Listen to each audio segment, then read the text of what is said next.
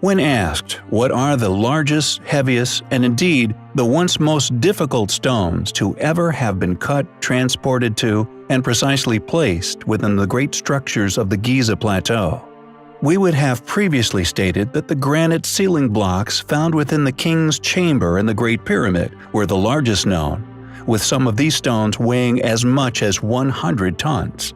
However, it turns out that there exist many other stones upon this mysteriously created plateau, which far exceed the pyramid's inner megaliths. Unsurprisingly, these discoveries are rarely shared academically, or indeed to the many people who pay to visit the Giza Plateau each year. The Valley Temple is but one example of these other, less mentioned, marvelously enormous stones, 8 of which are still present within the structure's ruin, the largest of which still being roughly 3 by 3 by 6 meters in size. Furthermore, the same similarly sized stones can also be found within the Khafre Pyramid Causeway Temple. The structure is also rarely discussed or shared by Egyptologists or archaeologists alike. It seems that academics who fear a loss of funding from particular bodies tend to merely ignore that which they are confronted with, which they simply cannot explain. Again, the same enigmatic megalithic blocks can be found in the Causeway Temple of the Mycerinus Pyramid. One finds the same highly eroded, thus extremely ancient stones. It seems that these huge stones seemingly litter the Giza complex, and amazingly, they are successfully ignored merely due to their controversy. Yet the largest to be found anywhere upon this man-made plateau are to be found hidden in plain sight. Overlooked for many millennia, the still remaining foundation stones, upon which much of the east side of the Khafre Pyramid once stood, were not lifted into place, but were indeed transported to this location and precisely placed into position. These stones are so massive and so perfectly dropped into the surrounding landscape that thousands of people have walked right over them every year without ever realizing what they were standing on. Although the true depth and thus complete scale of the block is currently unknown, if it is of a cubic shape, it would appear to be roughly 3/4 the weight of the pregnant woman of Baalbek. She weighs around 1,001 tons, which would make our foundation stone anywhere from 500 to 750 tons in weight. Clearly, a controversial yet incredible discovery, one which takes our understandings of the sheer undertaking that was Giza, are still at an early stage.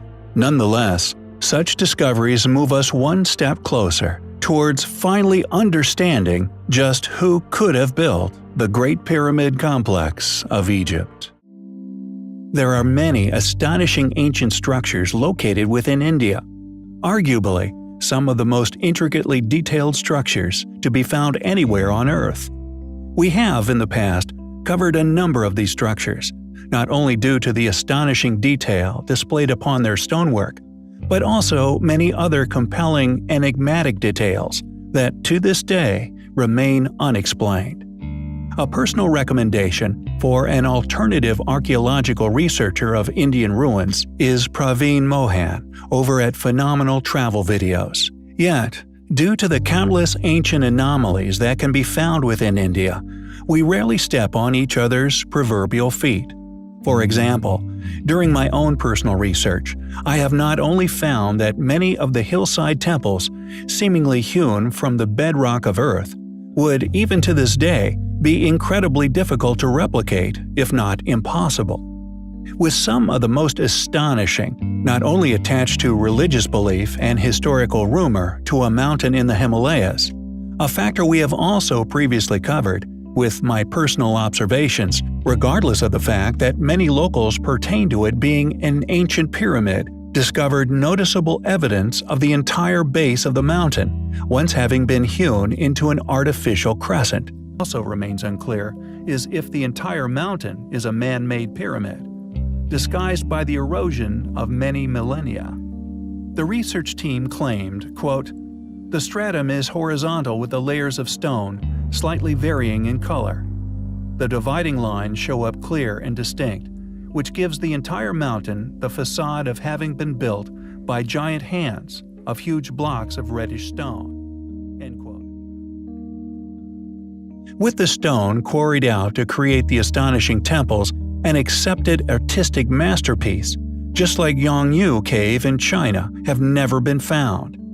Additionally, during my own pursuit for clues as to how, and indeed who, could have created such temples, I have identified signature tool marks in several areas that match that of many other ancient ruins, indeed such as Yangshan Quarry, also in China, providing strong evidence that whoever was responsible for these ruins may have indeed been the same civilization, or, as our Atlantean videos have postulated, were commanded to be constructed by a dominant civilization, sharing such technologies with the native populations, employing them to create such wonders.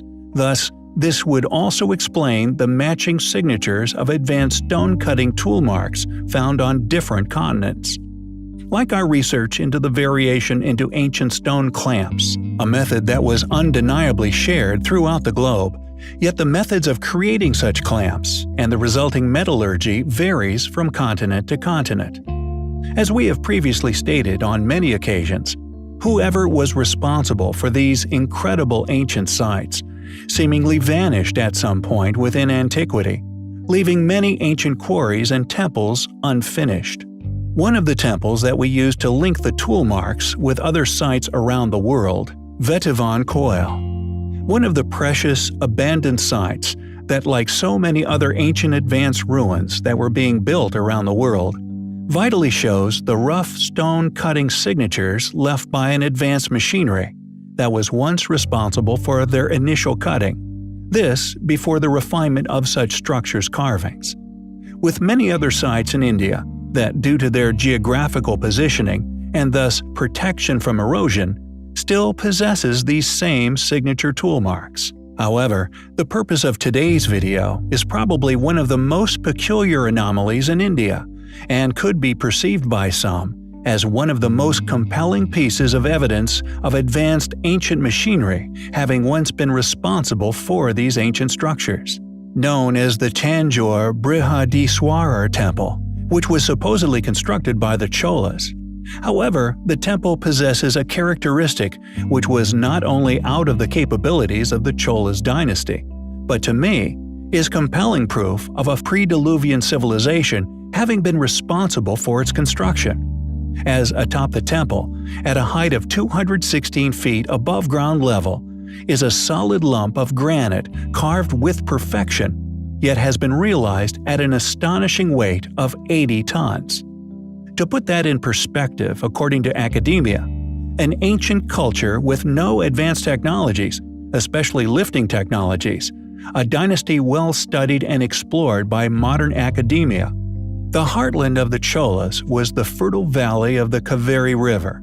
Although their power was considerable and was probably complemented by such claimed of astonishing feats of architecture, regardless, the question remains: how did this civilization raise such an enormous stone? It seems to us that such claims were merely made to impress their enemies and allies, and the fact that academia is severely lacking any explanation as to how such a feat was accomplished strongly supports my suspicion that the temple is in fact an antediluvian ruin, and as such, highly compelling.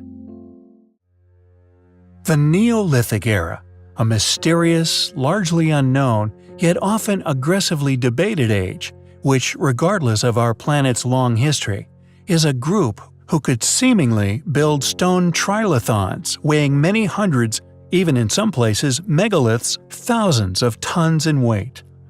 Largely claimed as our ancestral beginnings, with the only ever modern civilization that being our own, a seemingly immovable, non-negotiable reality. Long attested and aggressively defended timeline, defended, funded, and supported by nearly every institutional and academic field of study the world over. The complexity, the precise alignments, the illogical efficiency, and the enormity of many stones, all often used in the creation of the dolmens, is all evidence of a far more capable group than currently claimed, specifically that of a site known as Gavernus, a site we have covered in the past, recognized as one of the largest Neolithic sites anywhere on Earth. Undeniable proof, we feel, among many others, which fit the same description: a group with far more advanced, oftentimes far more ingenious weightlifting abilities than will ever be given mainstream credit for. Accomplishing feats of ancient engineering, whoever accomplished by, no matter how primitive in appearance, were built from gigantic, often stones, roofs, and walls cut from notoriously hard stones, allowing them their incredible longevity. Surviving long-lived architecture is thus still on display in many places worldwide. Lintels still set aloft many gateways, each of giant proportions, yet the most incredible of these relics, we feel, is undoubtedly the largest of them all, the dolmen of Menga.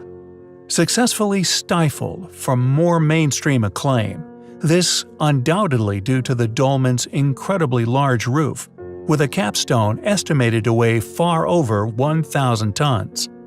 Regardless of this reality, they are still continued to be argued as the creation of the first real permanently documented settlement of man, from a previously long-lived, torturous lifestyle of the nomads. And although they were oftentimes depicted as cavemen, the reality is far from the bone-wielding ape-like depictions currently pushed by mainstream academically funded institutions. With academia kept busy continuing to argue in support of this mainstream opinion, argued as reality no matter how illogical, these supposed Stone Age people also displayed an astonishing insight into astronomical precisions, with alignments we are only beginning to decipher.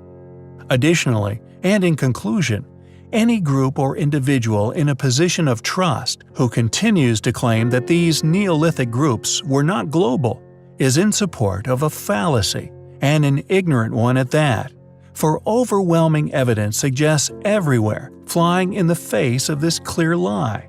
The likeness of Neolithic sites, the sharing of patterning and artistic designs make the connections undeniable. Fortunately for truth seekers, it is immortal and will always be there to find. As such, it is only reality that will stand up to the tests of time, to resist against all scrutiny. For as one may already know, the facts don't lie, and the more we decipher regarding said sites, the more we learn about ourselves and each other. Who were the Neolithics? How did they accomplish such incredible feats of ancient engineering? We find their existence and past capabilities highly compelling. Neolithic Britain is perhaps one of the most historically profound collection of ruins to be found anywhere on Earth. Mysterious ancient ancestors who displayed such astonishing abilities of stone building, we still have no logical explanation as to their methods, using unimaginably large megalithic rocks.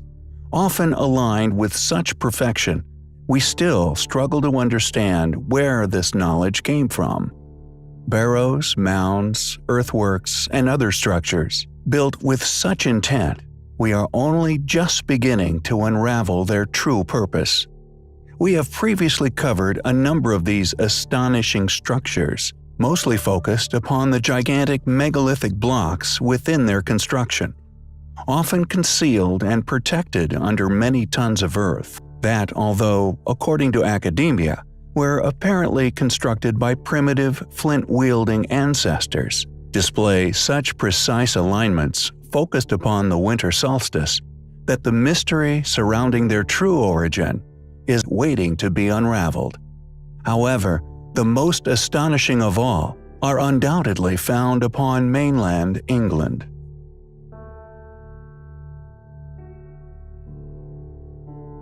A place which possesses 4 Neolithic structures with such an astonishing characteristic, it simply defies modern understanding.